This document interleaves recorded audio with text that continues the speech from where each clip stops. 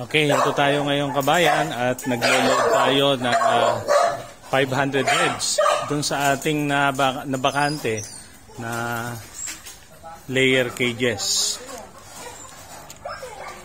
So ayan, at padadating lang ng ating mga pullets galing sa isang reputable suppliers of pullets dito sa Santa Maria, Bulacan.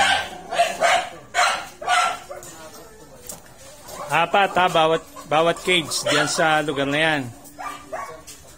Dahan-dahan lang ha. Dito, tatlo. Simula rin eh, no? Ayan, medyo ingatan nyo lang ng bahagya yung ano ha.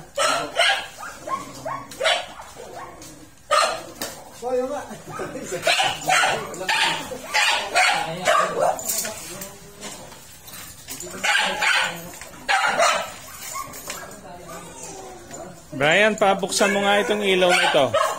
May ilaw yan eh. Itong isa na, ayan. Ito. Pabuksan mo. At ako na. Pabubuksan ko kay ano.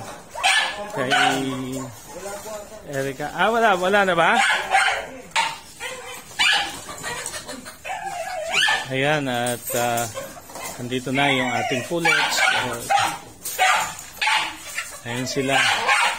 At tahimik na nagmamasid sa kanilang bagong tahanan at bagong environment. Ako, ano mo muna yan?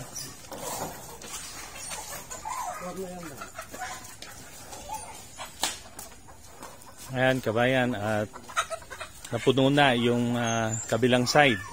So ito na lang ang lalagyan. Ayan. So meron tong total capacity na 500 heads. At ang pullets na niloload natin ay mayroong edad na more or less ay 16 weeks or 4 months old. Ayan, at meron pang isang nakawala.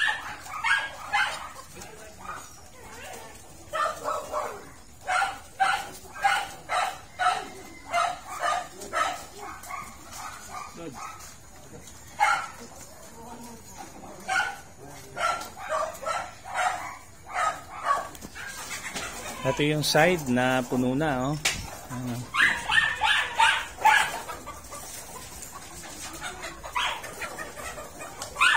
Ayan.